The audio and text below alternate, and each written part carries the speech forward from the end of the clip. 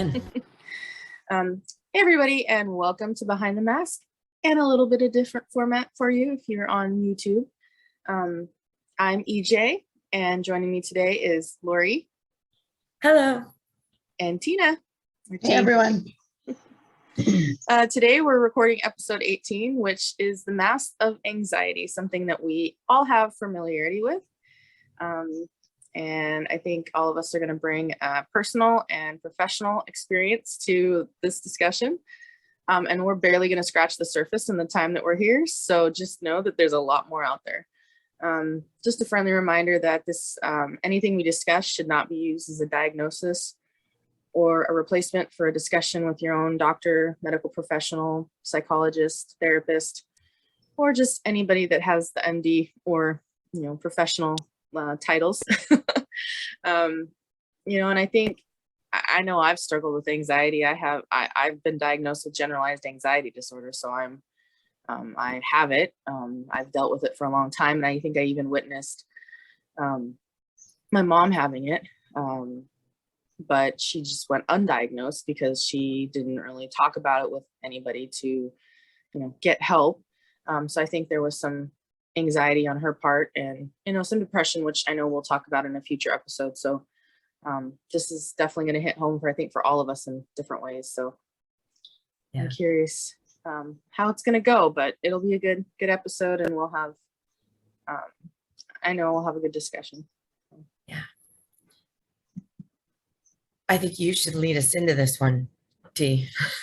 You are the resident expert, if you will. So well, one of the things that kind of popped up as EJ was talking is that about depression. And just a little side note, depression and anxiety, it's pretty typical for those to go hand in hand. When you see one, you'll often see something of the other. So that's not uncommon. As a matter of fact, some of the same medications that doctors will prescribe for one will help with the other. Not in all cases, but generally speaking, especially antidepressants will help with anxiety. But there are some medications that are specific for anxiety as well. Don't ask me to name them. They're not you can write a book on just the amount. Right. A huge list. Right. So other than that, I think the important thing to note is that there are a lot of different kinds of anxiety, and EJ mentioned one of them, generalized anxiety disorder. And that's it's a non-specific anxiety, so it tends to kind of creep in and all over on all sorts of different spots in our lives, usually more than one area, and is often unpredictable or feels unpredictable. But you have some of your other anxieties like social anxiety and social anxiety. That stands out to me because that's what I have. But you also have phobias and separation anxiety and stuff like that. So it can be pretty specific. So you go from anxieties that are kind of broad and really don't have anything to do with anything in particular down to situations like stage fright. Go ahead, Lori. Well, no, I was thinking you and I were chatting last week, and I said situational. Yes. Is that right? And I Yes. couldn't remember what you classified that as. Right. Certain situations will provoke anxiety. We can also see anxiety within PTSD. And oftentimes people will go misdiagnosed with anxiety rather than PTSD because some of the natural components of PTSD is an anxiety component. And that's when you're dealing with PTSD, that's usually the first thing people see is your anxiety or your dysregulation because you're triggered over something. And so people will label that as anxiety when it's actually not. Interesting. Yes. Okay. Well, that makes sense now because I definitely have PTSD. Right. Yeah. And I think it's important to mention, that the definition of anxiety is a nervousness, unease, worry, feelings, during certain events or things. Like with generalized, it can come up at any time. Situational can come up during times of when there's specific times you're nervous. Like T mentioned stage fright. So you get nervous when you go up on stage or in front of a group of people, especially if you don't know what the outcome's going to be. That's always the fear. fear of the unknown, honestly, is just kind of comes out, you know. And I was just sharing earlier, like I'm doing something this weekend at church that I've never done before. Like I can go up and sing with a group of people just like I do every weekend. But when I was asked to give the response, it's like, I'm nervous. And there's a little anxiety there because I've never done it. I don't usually talk outside of podcasting to, you know, like in a sense where like public people are going to hear me aside from talking to my friends, which is a different, you know, experience. So I'm nervous, I'll admit. But you know, I'm going to do it because I want to get better about public speaking. But I also have experienced it where people have literally talked themselves out of doing something because they're terrified of the outcome of the what ifs. I'm grateful for my psychologist when I was seeing a psychologist, because I kept bringing up all these what ifs. What if this happens? What if this happens? He goes, you got to add something to that. He says, well, if you think what if, then think, so what? So what if it happens? He's like, you'll just deal with it. So that's always in my mind when I start getting anxious and nervous, like, what if something happens? Well, so what if it does? Yeah. Is that kind of like that? Isn't there like a game out there, worst case scenario, you know? But that kind of reminds me of that, you know? So worst case scenario, if this happens, then what, you know? And, or so what? Is it really going to be the end of the world? Is it really going to be, you know, and I don't know why. Tia, I'm assuming there's some mental connection with like, so I know we've talked about when our flipping our lid, you know, which was great. We talked about that back in, I think, communications. But that was such a visual exercise for me. So when you're, let's see, you had us go like this, right? And then when the lid is flipped, then basically all bets are off and anything is possible. We're now reacting and basically could be flipping out. And so, but why? So I guess, how do we get to that point? And then what do we do to maybe mitigate that or lessen it, or, you know? Well, one of the things I was thinking about as we've been talking is that when EJ was talking about being nervous. So nervous is a feeling, and it's an experience, and it's something we can typically identify pretty quickly. And it's the first piece to getting anxious, to getting to that point of experiencing anxiety. So the key is recognizing it early on. And if you know what your triggers are, if you know what types of things tend to set it off. With general anxiety disorder, it's a little bit more difficult to know when it's going to happen, but there's still usually some general things like doing something different. If you know you're going to be doing something different, that could be a catalyst to having an anxiety attack and experiencing anxiety, and knowing what those feelings feel like at the beginning. So usually, you know, it's easy to go, okay, when I'm at a 10, if you scale on a 1 to 10, and I'm at a 10, I can tell you what my body's doing. I may not be able to tell you what my brain is thinking, because at that point, it's probably not doing a lot of thinking. But there might be a couple of thoughts that pop out. You can describe what you're feeling. You can just emotionally and what your behavior is. The 10 is easy. The point is finding your point of no return and identifying what that looks like at that point, and then having some skills to bring it back down.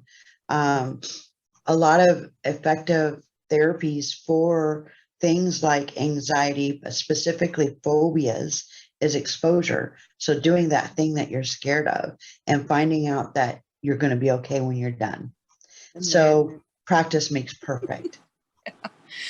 Yeah, I appreciate you saying that. And I was thinking too with phobias, you know, like I've said before, you know, I had a time where I was severely germophobic, and I can't say that that's ever going to go away. Like I feel like it sometimes still creeps up, but it's more manageable now. Mm-hmm. Only, you know, and it's funny, like there was a time where I didn't want anybody to touch me, because I was like terrified of, you know, what if something got on me, you know, like a bug or whatever. And now, it's just after I started coming to church, I started getting more comfortable because we're a very huggy church. Like people come up and give you a side hug or, say, hey, it's a hug is a thing. So I got used to it. And like now I'm comfortable with it and I don't freak out like I used to like 10 years ago. I would, but I was also thinking, there's a difference too between like being nervous about something and then like a full-on anxiety, and I think there's different levels. And just because you get nervous about doing a thing, like talking in front of a group for the first time, that's okay. Like you're allowed to have those nerves. It's when your anxiety progresses the feelings and the worries and the, oh my God, what's going to happen? And then it's like you have a full-blown panic attack / anxiety attack because of it. Because I'm nervous. What I did is I knew it was a trigger. I'm nervous. So I talked with people and I said, hey, I'm nervous. And they're like, you're going to be fine. It's going to be great. The people that are there are going to want to hear what you have to say. And they're right. Because that's the truth. And I'm like, you know what? If I can get up there and I can sing with the group, I can do this. And it's going to be nervous, but it's not the first time I've been in, talked to, the group. So I'll just treat it like I'm talking to one person. And, but on the other hand, I could go the whole extreme of, well, what if this happens? Well, what if I say the wrong thing? Well, what if I do this? And what if I do that? Well, I'm just not going to do it. Once you spiral out of control that's when the anxiety truly gets there. And that's when psychologists, psychiatrists, therapists can start to diagnose you with an anxiety disorder if it starts to become a serious pattern in your life. And that's where I came in, is like, we started realizing that I was starting to spiral with everything. And they're like, yeah, you have anxiety disorder. It's not just a nervous thing anymore. Right. And that's a great point. We don't diagnose things unless it interferes with aspects of your life. Like you can't go to work, you can't go to functions that you need to go to, and it gets in the way of daily living. So it's not a disorder until it's a disorder, until it's destructive, really. So that's a really good point. And then getting positive feedback is a great way to deal with that type of anxiety when you're getting up in front of people. And just a couple of quick notes for you. I have social anxiety. Being in among people is terrifying for me, and it's less so now, but it's always been an issue. And but getting in front of people, not a problem. I love it. I actually love it. Some of the tricks that I've learned is that realizing that everybody in the audience is grateful they're not you right now. Yeah. That they're not the ones up in front talking. And so they really admire you. That kind of kicks off that admiration and an appreciation for what you're doing. And so they just, in general, knowing that most people in the audience are going to feel like that. And then the other one is a great bit of advice that I got from our drama. Lori had the same drama instructor and speech instructor. But one of the things he said that always struck me was, nobody knows you're nervous unless you tell them. And that was freeing. That was like, hey, if I can pull this off and, not be all twitchy and shaky up here while I'm talking, nobody's going to know. Nobody's going to know. So one of the other things that he said that I found very powerful was that if you don't get butterflies, that's when you should worry. Like he said, he was saying that every single actor, actress, they talk about the butterflies inside and they get, the nervous energy or whatever. But the key was using it, channeling it, letting it help you, and he just said, everybody gets that. That's a normal thing. If you don't get it, you might want to wonder what's going on with you and are you really there, and question some other things. And you can learn to like it. Like it becomes an excitement rather than a nervousness. Yes. So which I think is what happened for me. My mom says I've always been a ham and happy to get up in front. I don't like to be center of attention necessarily, but that's different, because if I'm getting up in front, it's not about me, it's whatever I'm presenting. So I think that helps. But being in the group, I'm center, if I become center of attention at all or don't understand which is weird because I do understand. So that's the weird thing about anxiety. You can't always explain it because Yeah. like I would be so anxious in a situation and just on the inside, just freaking out. But everybody around me is like, didn't even notice. Didn't even notice. You did great. Why are you so, you know? Is Yeah, that because that's it's not a how- mask that we've learned to put on Yeah, to hide it? yeah, Oh, yeah. it's- And sometimes, and like we've talked about in the past, sometimes the masks are okay because it's a fake it till you make it. And that's what Yeah. happened to me and why I'm in a different place with my anxiety is because prior to going to college, I was almost agoraphobic. Almost, not quite there, but almost. I wouldn't leave my house unless I absolutely had to. And I wouldn't, if I had to go talk to someone, I made my ex go do it because I couldn't handle it. And Right. so I started going to school. And I remember that, I would, part of social anxiety is at the end of the night, at the end of the day, running through every single conversation you had and beating yourself over the head for every little flaw you might have said or done and thinking, oh, now they think I'm an idiot. Now they, and all these things. But I was getting positive feedback by going to school and enough so that I had to start accepting it because part of the problem is we get these core beliefs, and that's what all the disorders, all of us do it. We have core beliefs, and there's positive ones and there's negative ones. The negative ones tend to shine brighter for some reason, and we will take in any information that confirms it, but we'll reject any information that disconfirms it, even if it's more factual. So for example, if someone has the core belief, I'm stupid, they go to take a test and they get an A, they get a 95%, which means they missed one. They don't care that they got the A. They only care that they missed the one, because a smart person would not have missed that particular question. So sometimes dealing with anxiety is just getting at our core beliefs about ourselves and about the world, and looking at what information we're accepting as true. So, T, would you say that, I've been pretty open about all the work that I'm doing this year. I've had, bariatric surgery. I'm coming up on my year mark, ladies. That's it. Couple I'm gonna go see the nutritionist and do this whole year check-in thing. But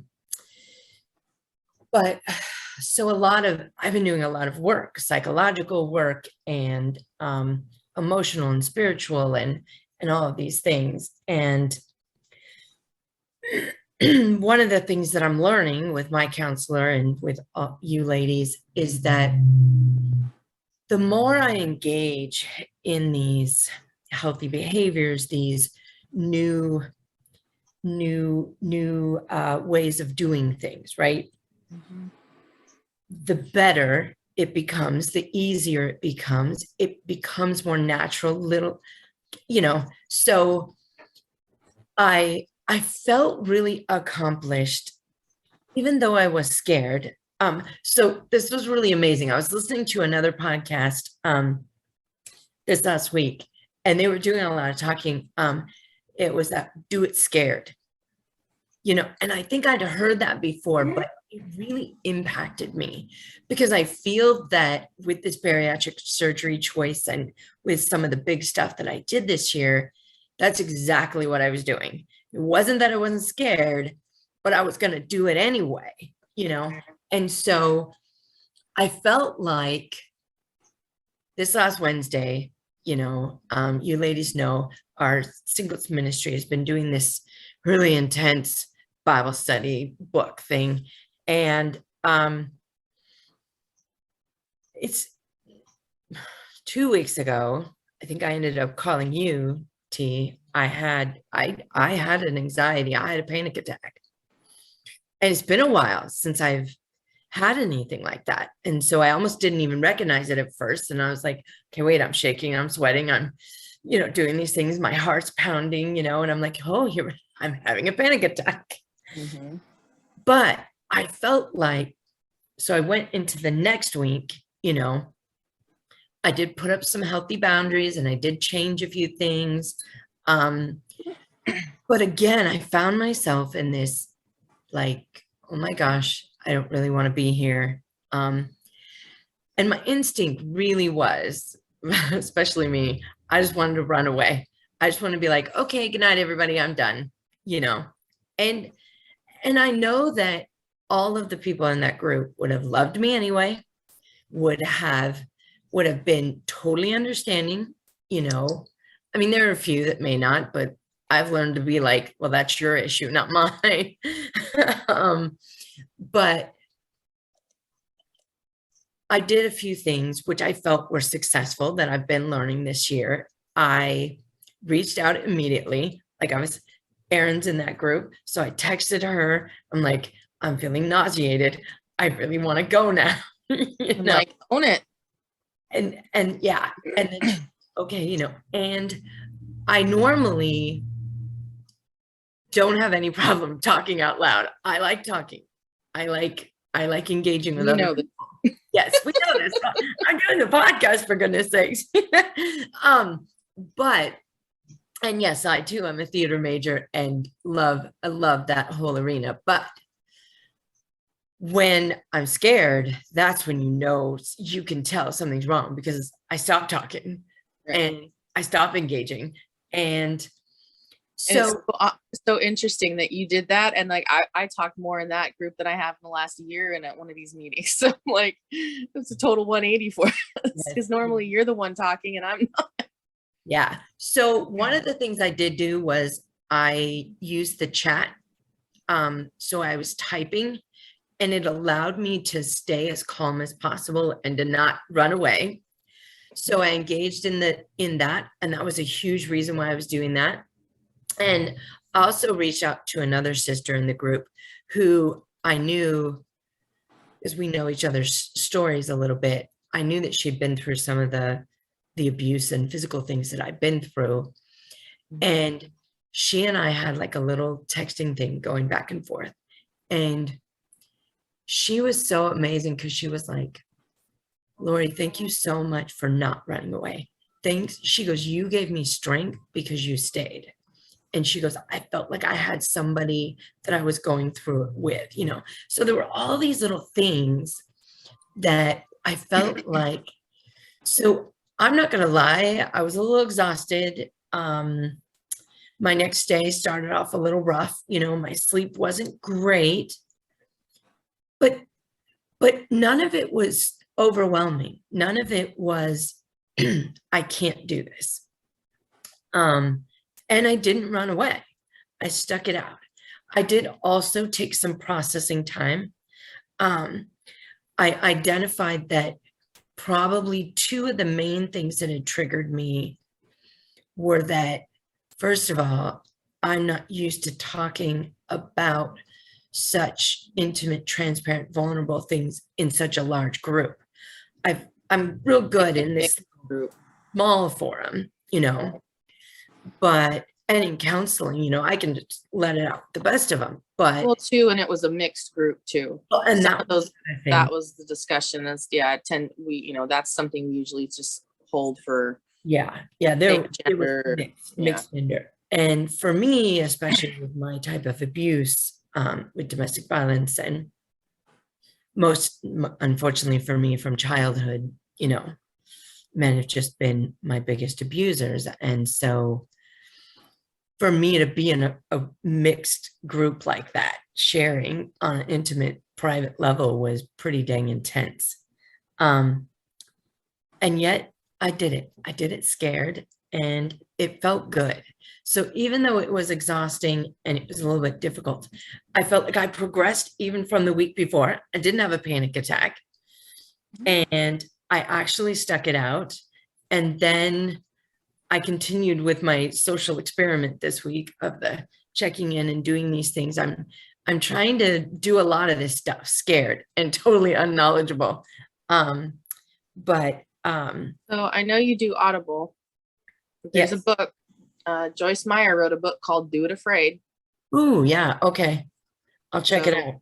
check it out, because I know I saw her talk a little bit about it, and she's like, yeah, just do it afraid. And Yeah. they mentioned that. I'm like, yeah, I got to share that with you. I really enjoyed her book. It really helped me. Battlefield of the Mind. The mind is a battlefield or whatever. Yeah. And she's got another one that I can't remember the name of it. It's black, like a black background with pink on it. I don't think it's a flower. I think it's just like a ribbon on it. I've got a lot of hers, but yeah, Yeah. that one helped me because I didn't realize how much was where the battlefield really was in my mind, not necessarily physically, and that really did help me begin to identify all this. So anyway, just wanted to share that I feel like our podcast, my counseling sessions, all these things that we've been doing over this year are helping me to do it scared and actually making it easier, if you will, or just more possible. I don't know. So a couple things while you were talking, I was thinking, I was like, I know I've seen you anxious before where you didn't shut down. You actually went the opposite. And I was trying to think of what the differences were. And when you feel, in my observation, when you feel that like things are out of your control, you become frantic and you talk more and you're got this energy and you're trying to get everything back under control and crazy little machine. But when you're vulnerable, you'll shut it out. You'll shut it down and you'll avoid. So sometimes knowing what is the cause, what is the source, can determine what's going to happen next.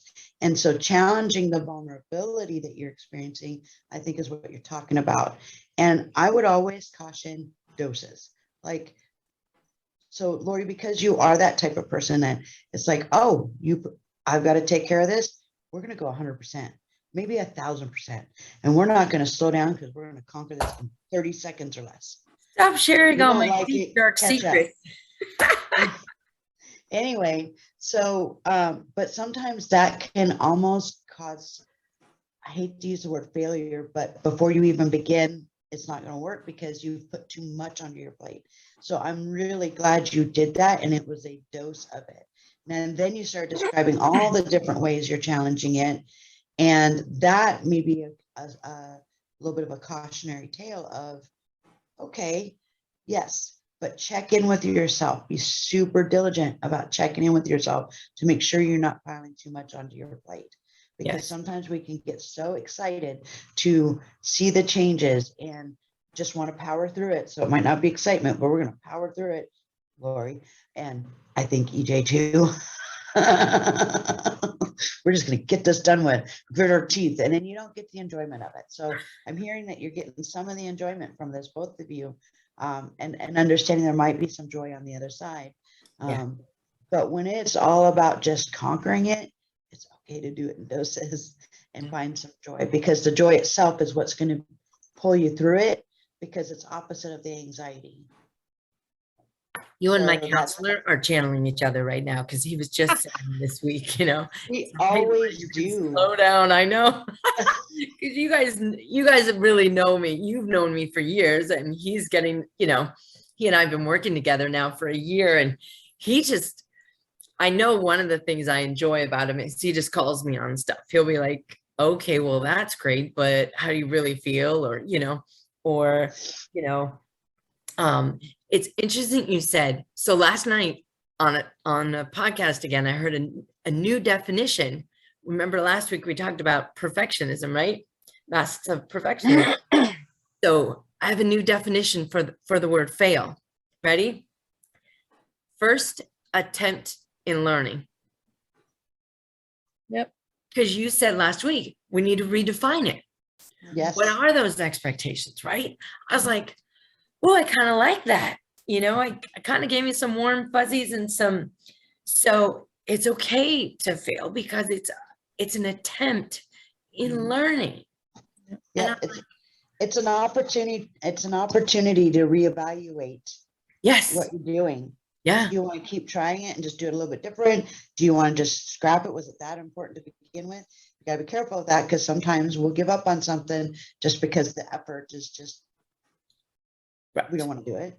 Right. How many I don't times know. did it take Edison to really make the light bulb? I think it was like 99 or something. And it was like the 100th time that he finally made it. Yeah.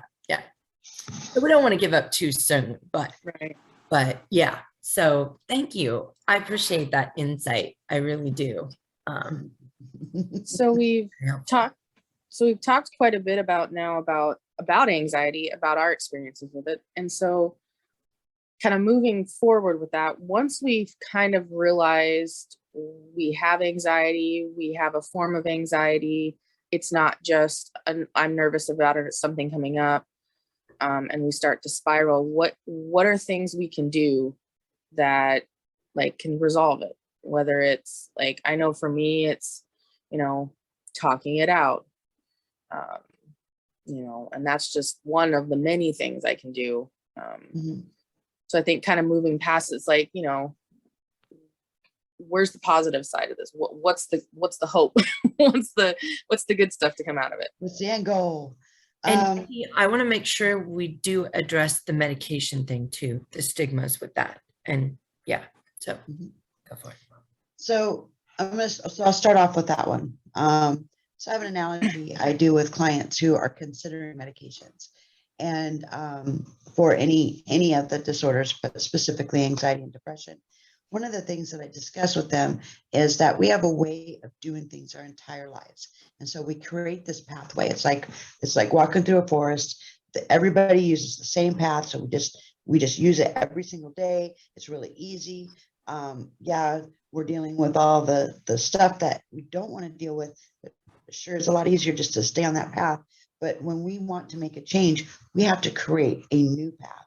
And now we have to get used to going down that path. But it's habit, muscle memory, whatever, to get back on the old path, because it's already broken in. It's already there. We can just do it. It's, we don't even have to think about it. But we have to make that new path. So what do? Well, we use tools to cut the new path. And that's what's happening in our brain. It's pathways that we're so used to using that we just automatically do it. So sometimes for some people, medication is appropriate to help cut that new path. So it is an option. But I always value people's, when people have the desire not to use medication. So there is a lot of other tools, and you ladies have already discussed a lot of them. We talked about it when we talked about our own anxieties and own panic attacks and struggles and whatnot, and things that we did to get through it. So one of them is just do it. If it's not dangerous, just do it. See what happens.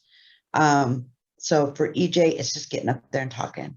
Might come, you're gonna get positive feedback. You're gonna have those things. So that will be your first step on the new path. And likely the next step will get easier and then easier and then easier. So for me, it was going to school and getting the positive successes and feedback and making it through, surviving it, just gave me confidence. It built my confidence. Lori was finding a different way to manage the meeting that you were in. So rather than verbalizing, you gave yourself time to respond. So those are all things that now you can put in your toolbox and that work. So the themes of those is experiment, see what works, knowing how you feel going in and how you feel when you come out. So that's part of the experiment. And then there's grounding tools that in the moment that you can use. My favorite one is 5, 4, 3, 2, 1. I probably have covered it in the past on the podcast, but it's using your 5 senses and identifying 5 things you see, 4 things you hear, etc. That brings you into the present moment. Doing an activity like, you can even do this in a grocery line. But if you're having an anxiety attack, notice where your feet are at. And really focus on what it feels like for your feet to be on the ground. Literally a grounding skill, but it brings you into the present. And learning to scale your anxiety. So where am I at right now? Some people do 0 to 5, some people do 1 to 10. I do 1 to 10 because you can find the middle really easy, and I call that the point of no return. So breathing, and I've always hated to be told to breathe, because it's like, what do you think I'm doing? Of course I'm breathing. I'm kind of breathing, but there is a point to that. And that's the knowledge that when we are afraid, because that's what anxiety is, it's a fear. That means our fear center is on alert, and it's not going to let us take nice deep breaths. It's not going to let us think. It's not going to let us plan or regulate our emotions. We're all reactionary. We flipped our lid. To get our lid to come down, we need to breathe nice and deep, because that's not fear breathing. The shallow, fast breathing is fear breathing. So it's getting your brain to go to another place. Distraction can work if it's appropriate in the moment. Funny cat videos. That works, because it's hard to feel. You can feel two emotions at once, but it's hard to feel fear and joy at the same time. Interesting. As you're talking about that, I know this is a little comical, but to think about it, Inside Out, the movie, did a really good depiction of fear, the little purple guy freaking out about everything, and then joy with, you know, the excitement, and she's like right there next to him, and he's just like just tearing in fear. You're so excited. Yeah. Yes. I think that's such a great movie. I remember the first time I watched it, I was like, wow, this is that movie. Like, it was so perfect, and it's so good for kids, because it's a good way for the kids to relate to, you know, that, because anxiety can start as an adult, like it did with me, but I think I was showing anxiety tendencies when I was a kid, sorting out my M&Ms by color, like, Lord have mercy. you know, and you know, I joke about it now, but there was a lot of, you know, I think I had some tendencies as a younger kid that slowly grew into what I started experiencing as I got older. And I know for me, like, I'm on medication for my depression and anxiety in a very mild dose, because I am now been able to manage it enough, but I'm still on something to just kind of help curb that last little bit. Getting on medication was definitely a struggle, because it was always, I never wanted to be medicated for it. But through talking with my psychologist, he's like, you know, I see a lot of patients like you, and I see a lot of people who just grin and bear it. He says, but he's like, I think you would do well if you got on a mild dose of something to help just kind of curb some of the, you know, and it took some, you know, talking and some discussion, and, you know, talked with my parents at the time, and we all agreed it was probably the best course of action. And I was in my mid to late 20s, so it wasn't like I was a kid. So I started taking a dose, you know, medication, and it worked really well for a long time. And then we've shifted to a different one that I'm on now. And I've been on it for several years, and you know, I like it. You know, I don't, say, like, the first time somebody comes to me and says, oh, I have anxiety, I'm like, okay, get on medication. I don't do that, because everybody's different and everybody can manage it different. You know, and even with my medication, I still have those attacks, those times when I'm still anxious. It's not 100% fix, which is good, because you don't want it to be 100% fix. You kind of numb if it were. Yeah. And there are moments where I am numb. Like, there are moments where I'm like, why is everybody freaking out? I'm, you know, as calm as a cucumber. Then there's other times where I am nervous, and at least it shows that my, like, in some ways, things are still in the right alignment. But it also helps for me keeping my hands busy. Recently I've gotten back into crocheting, and I'm noticing in the last few weeks, as I'm sitting down crocheting for a half an hour, I'm calmer. I do meditate often. I do pray a lot. And it's just moments of just trying to center my brain, calm my brain, take all the extra stuff and, like, store it in those boxes. And it's a funny, comedian has this, like, thing about the difference between men and women's brains, and how, like, the men's have all these perfectly aligned in order boxes, and they only go into that one box, and then they put it back, and then it's never, like, you know, no boxes touch. And a woman's is like, they're all connected by all these things. And I just feel like I'm like somewhere in the middle, because I feel like I can at sometimes just take out something for that one box and then put it away. But other We call times that it's like, compartmentalizing. yeah. And then it's like every other, you know, and then other times it's like, oh, I'm over here and I'm over here and they're all connected. And what if this and that? Yeah. And so it can easily spiral. And that's when I find like writing, whether it's novel writing or journaling, those are huge things for me. Like, again, talking it out.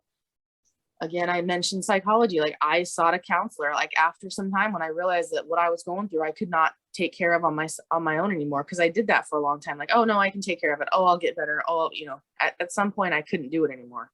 And I had to seek outside help. So I saw a psychologist, and he was able to, like, he recommended it. He contacted my medical doctor and that, you know, said, hey, seeing her, I believe she would benefit from being on here. I went to my doctor and they, you know, we discussed it and then they prescribed something to me.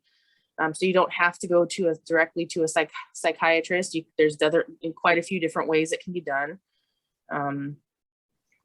What cracks me up is I give all this stuff and you suggest one thing I should suggest first, counseling. I was going to say, I think what I would like to maybe mention something that I experienced. So when I brought up medication, I think I didn't want to do medication, and but my nightmares had gotten so bad, and I was becoming a walking zombie, and it was just I couldn't function, and I wasn't getting sleep, and every time that I closed my eyes, it was nightmare on my street. You know, I just couldn't. It was just bad. I had a lot of trauma, and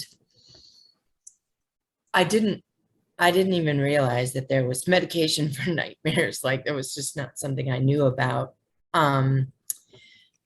But I did, you know, one of my physicians and a counselor were like, did you realize, you know, we could help you with that, you know? And I'm like, at this point, I'll take anything. Like, you know, Right. I think I was on the nightmare medication for a couple of years. And I want to bring this up because, you know, sometimes we just need a temporary tool, right? I just needed it for that year and a half, just under 2 years. And then I was able to, you know, what's the word? Come down off of that, you know, right? And I haven't had a nightmare in a long time.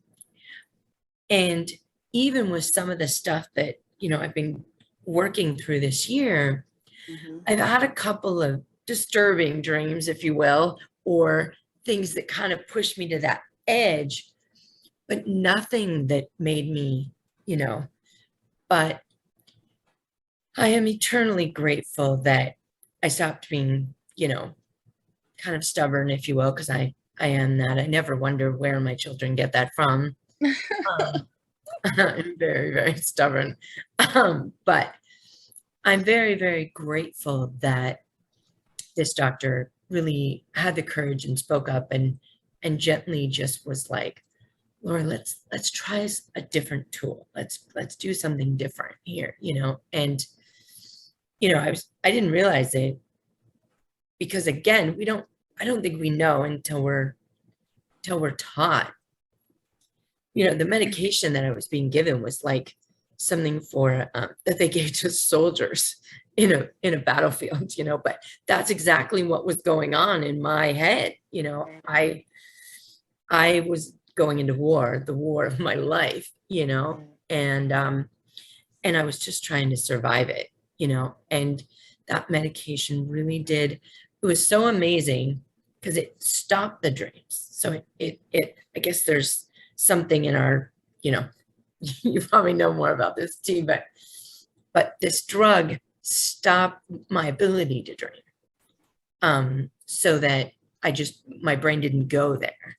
So well, yeah, because I think they were finding that soldiers were coming back and a lot of their issues were stemming from, like, they'd wake up in a cold sweat from these nasty, like, terrible nightmares, reliving what they were going through. And then that was making it worse, because then they'd be in this like state of like panic when they woke up. It was affecting my diabetes, because Yeah. I swear it was like I was wrestling in the Right. middle of the night. And I would wake up and I'd be sweaty. I'd feel like I literally had gone through like a battle. Like Yeah. I used every muscle in my body trying to fight off these dreams and fight off. Right. And then you need more sleep, but then you don't want to go to sleep, because Right. then you'll just have more I dreams, didn't want which to is close just my eyes. I mean, literally it, and I need control, right? I get frantic, right? And so I needed control, and sleep did not give me control. Sleep meant I was out of control. And so it just literally became something that I was literally avoiding. And literally my body would have to be so tired that it literally shut me down. Which then meant you were still having the dreams and were more likely to be more intense because you were so exhausted. Right. And then you're not, sleep affects how we think, it affects how we feel, it affects all of that. If we don't get it, there really is a dementia that goes with that can happen. Messing with my head. Yeah. So one of the things that I want to note is that I want to make a nod toward the fact that anxiety has a purpose. Our fears have a purpose.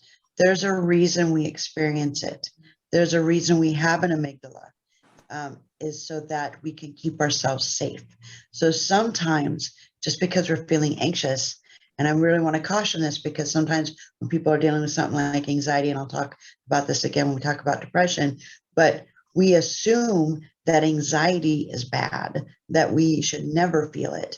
And if we've struggled with anxiety in any of its forms, and we finally conquer it, and then we're going through life, and all of a sudden our heart starts pounding, we're like, oh crap, it's back.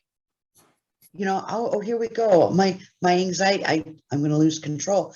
No, you need to stop and pay attention to your surroundings, because it could be a real reason to be anxious, could be a real reason to feel fear, and honor that.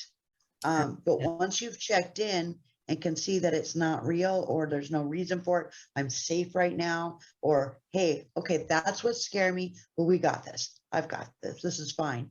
Then that anxiety should come back down.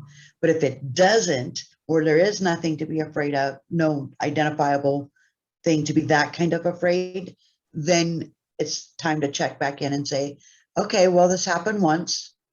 Let's see if it happens again. And if it continues to happen, okay, well, we've been here before. We know the tools. We'll start re-engaging them. But I just don't want people to get numb to their fear and anxiety, because it's there for a reason.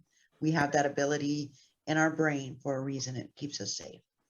It's the point of it anyway. Just sometimes it, gets wonky and doesn't work right. Right. Yeah. And, something you were talking about sleep worry. And I was thinking about, this dream catcher, and how, it's a Native American tool to help babies, not have nightmares. And I have had one hanging in my room since I was a kid. And I've been grateful that I've never had nightmares. And whether it's because of that, or it's just because I'm not having them, I'm like, but I'm going to put my belief in that, because the Native Americans do. And I believe in that. But I'm glad that there's tools out there and medication out there to help, because I don't know where I would be without it. I definitely wouldn't be the same person I am right now. Not to say that I'm not who I am, but you wouldn't have had the same experiences. Yeah, anxiety would have really ruined a lot of experiences if I had not been being treated for it. So I think probably the hardest thing to do is to ask for help, because like Lori was saying, she likes to be in control, so she doesn't want to admit kind of defeat. So asking for help is a really big step, but it's probably the easiest step once we ask for it, because there's so many tools out there for it. And even if it's just training, like when you have anxiety, do the counting, do the 5, 4, 3, 2, 1 method. Learning those tools. We were talking the other night about self-medication and how self-medication is not good.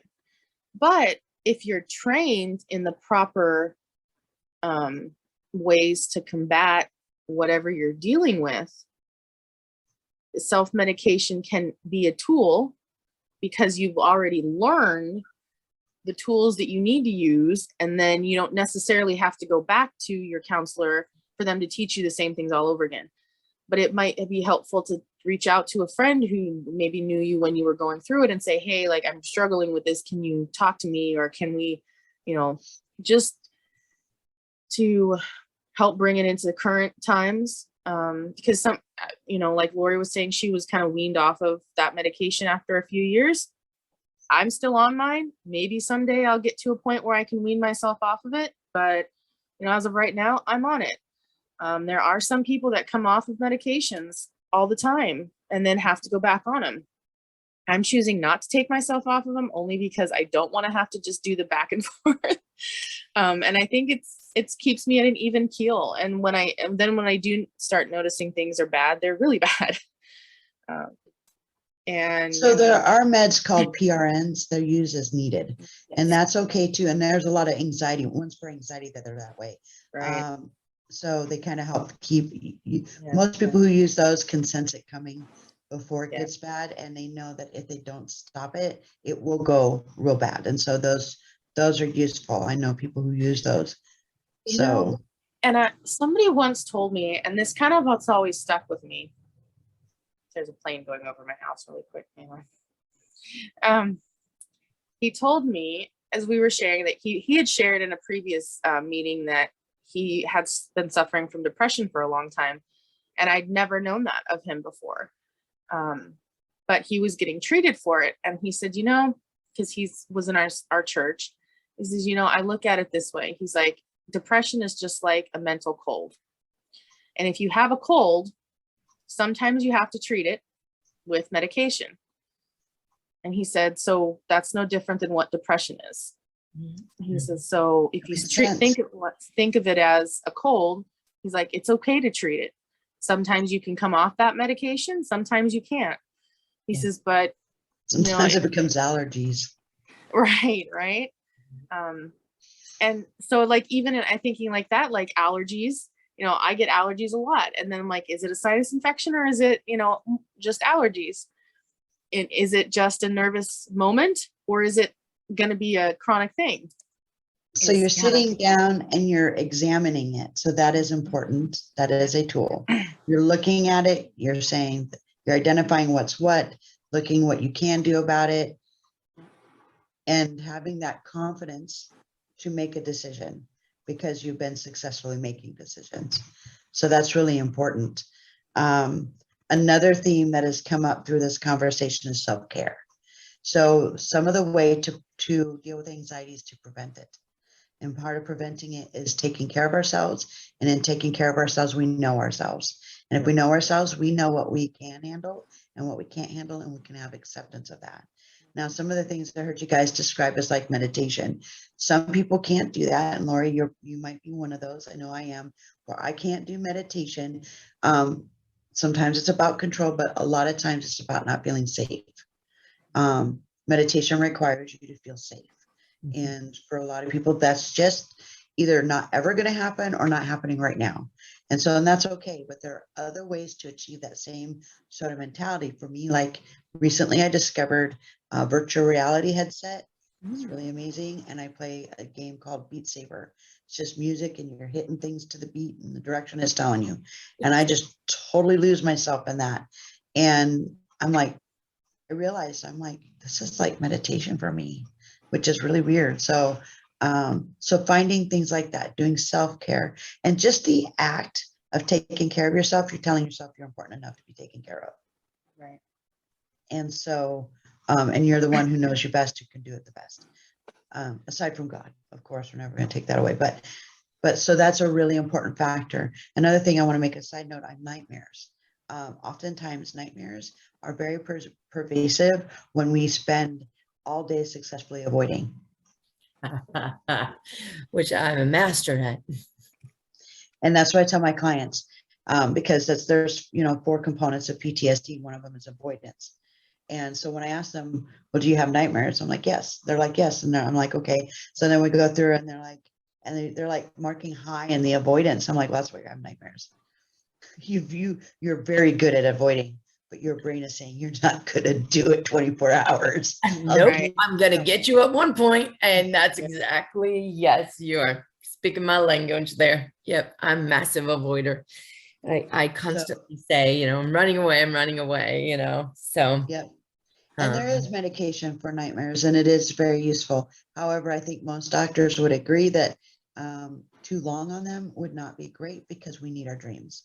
It's Yes. a part of our brains resetting for the next day. It's an important part of I'm not a sleep specialist, but I know it's a very important part of us being able to get through the day.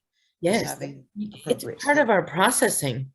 And we need Yeah, because don't we dream in like REM sleep, which is like the deepest form of sleep? So, and that's where we do the most healing too. There are studies showing that people who do not dream, now a lot of times what it is we're dreaming, we just don't remember it.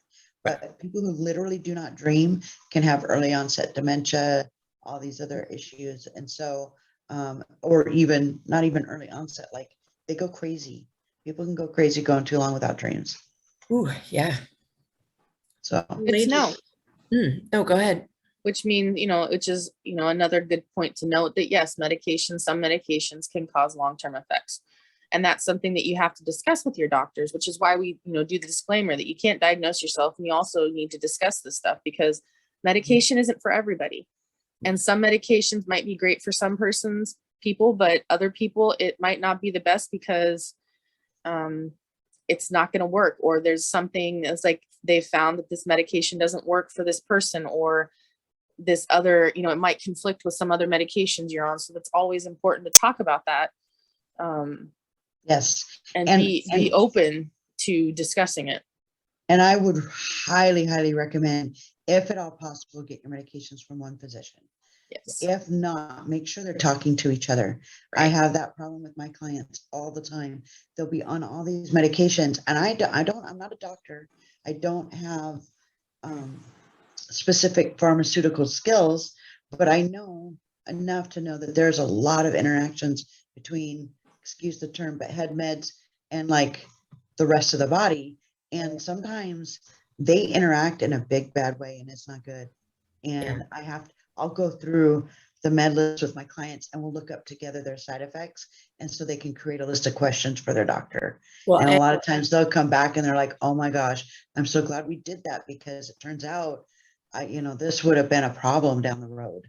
Right. And I'm glad we caught that. So, and there's also that interaction with the ways several of us were choosing to self-medicate before we started those, and then we mix those, which are alcohol and marijuana and drugs, and right. None of those are supposed to be mixed with these head meds, and exactly.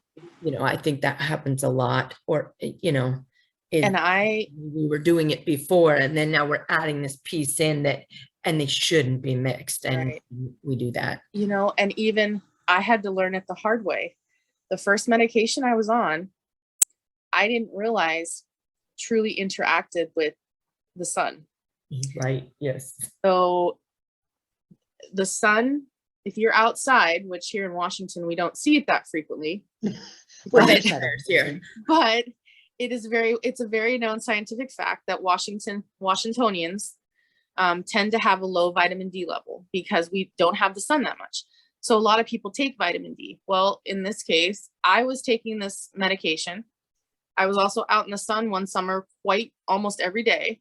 I was getting sunburned, and I was like, oh, I'm just getting out there, and I have fair skin. That's why I'm getting sunburned. But then I realized my anxiety level, even on the medication, was skyrocketing. Well, what I realized after talking with the doctor was I'd gotten so much vitamin D over the summer that it had turned into serotonin in my brain. And so not only was I having the natural serotonin, but I was also having the medication giving me serotonin, Yeah. which means I was on overload. And so I had to stop taking that medication for almost 2 years to really mellow myself back out, because I had gone too far the other end. Which is why when you're on these medications, your doctors see you on a regular basis. They don't just see you like once every 6 years. And the same with the medication. And so it says, do not expend too long in the sun. I think it says I don't drink coffee. I don't drink anything with caffeine in it anymore because that can affect it too. So there's all, things that you may have to change your lifestyle slightly just to kind of accommodate certain things, but it's okay. Yeah. You will be healthier in the long run if you follow, doctor's guidance and not just try to self-medicate in that regard.